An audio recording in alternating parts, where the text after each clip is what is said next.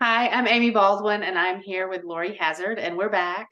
We are talking about all things student success. And so today's topic is helping your senior, or maybe even a junior, right, Laurie? I mean, I think a junior could be somebody to talk to about some of this stuff.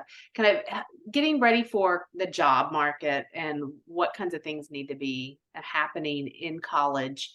And Lori, I was going to say before we kind of share some of the things, this is a hard time to be a parent of a college student.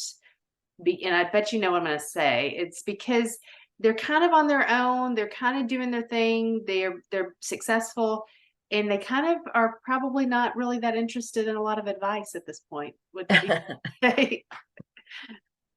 I mean, I think it varies, right? Some students will be seeking out advice and be open to it, and how refreshing that is for a parent and an educator when you have that type of personality. But for the ones that want you to think that they have everything handled and don't want to talk about it, those are the tough nuts to crack. Yeah, yeah. But either way, either if you've got one that is still asking for and getting help from you, or you've got one that is just saying, "Hey, I think I got this." I think there's some things that when it comes to job searching, getting prepared for after college, and after college meaning going into the workforce. I mean, we could talk about grad school, but we're not going to today. What are some of the things that the students need to be doing at this point or have done? What Mhm. are those things those tasks? Yeah. When I think about the list for students, I'm hoping that they've been to their career center at their college or university, and if they haven't gotten a resume together, that they've worked with somebody at their career center to get a resume together. A LinkedIn profile at this point should be in the realm of thought. They should also look at all of the programs and services that a career center has. I know many colleges and university have some sort of alumni network, so students could talk to alums and what alums are doing in their desired field. Many colleges and universities have shadowing programs. So really, the larger question is have you taken advantage of what your college or university has to offer in terms of the career coaching and counseling that is likely available? Yeah. No, I'm so glad you said job shadowing because I thought of that on the list as well before you said it, which is if your student hasn't gone to somebody or to shadow that career pathway or a couple, what a great opportunity to do that and learn a little bit more about the potential job or jobs. And like you said, the career services often have alumni or other connections that could place people for a day or a half a day. So I'm glad you shared that. What are some of the things, though, in terms of resumes that even if they go to the career services, what do you see students still needing help with, and how can families kind of help with that? I think the most difficult thing that students have is really articulating the skills that they've gained through the experiences that they've had thus far. Mhm. So I think a lot of students sort of dismiss their summer jobs because they don't see them as related to their career choice. So a person at the career center could really say, well, what skills did you learn um, in those roles during your summer jobs, or different experiences that you might have had playing a sport or being involved in co-curricular activities, that they could articulate on their resume. So I think of students who maybe are really involved in organizations where they might have done a fundraiser in college for, I don't know, money for cancer awareness or something like that. That they've gained some skills putting together those big events on their campus, and that they can articulate those and related to job skills.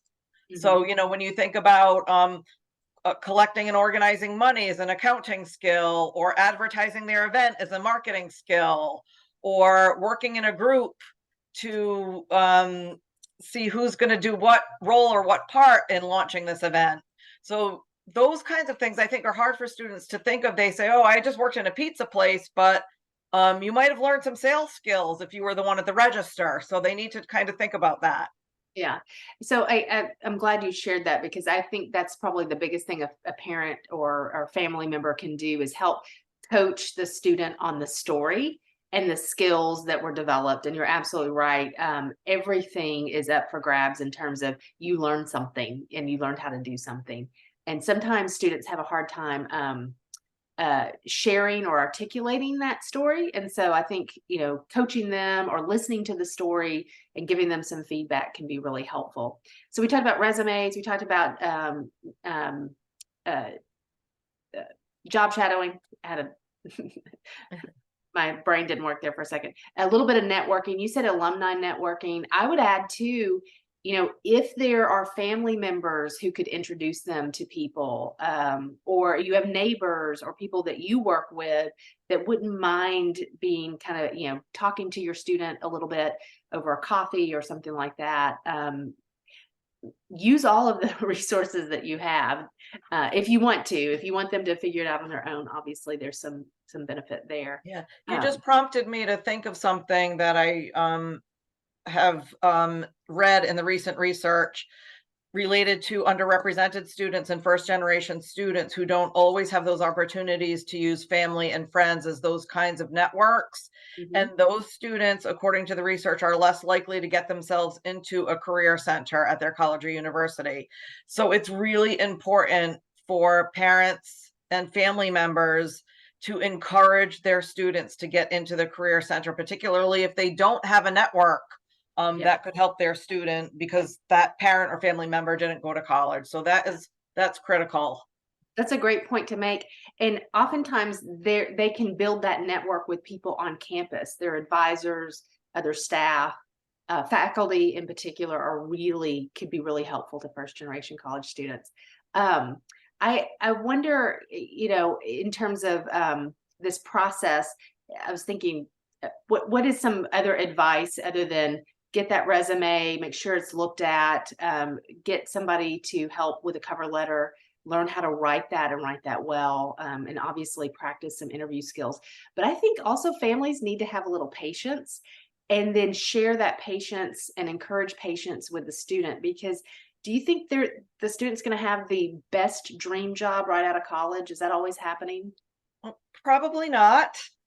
Um, No. as you were as you were talking about other kinds of things that students have to think about, and I reflect on what we try to teach students during their first year is developing those self-advocacy skills.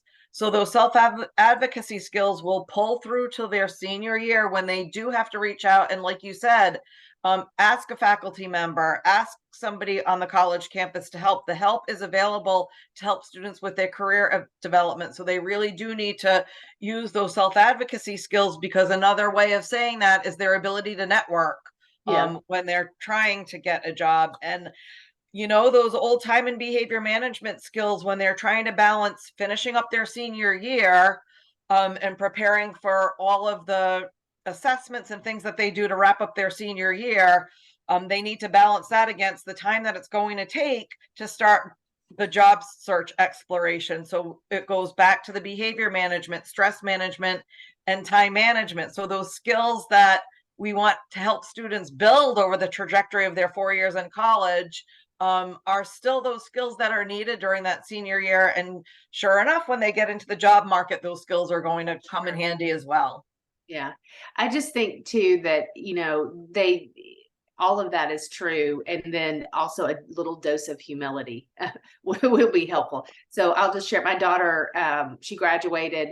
She did not have a job lined up. She was using her internship. They let her stay on.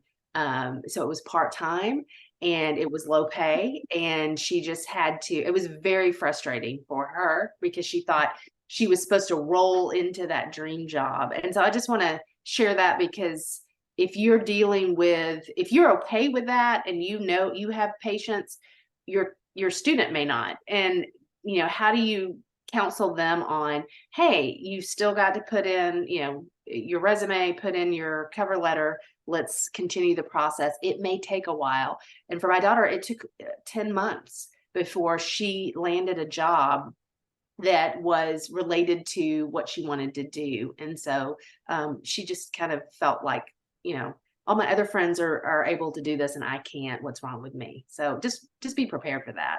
Yeah, my daughter had a similar experience and she actually ended up in a field that wasn't related to her major at all. So it goes back to she developed some really good skills when she was in college, good writing skills, good communication skills, good project management skills. So I've got an English and cultural studies major who's going into finance now. So I think we have to norm that too, that just Yeah. because you major in something doesn't necessarily mean that you're going to get that first job in that particular area.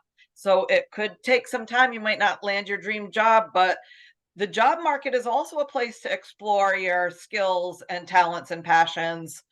Extended beyond college, early jobs can help you Yep. explore your career goals. Yep. Absolutely. Well, thank you, Lori. I think hopefully we've given parents and families enough things to think about. Just calm down. Calm down in terms of the process. Don't be stressed out. Your student will be stressed out enough, but also guide them towards those resources that you know are on campus. Career centers are awesome. They have so many things that they can help students with. They just have to take advantage of it. So Spot on. yeah. All right. Thank you.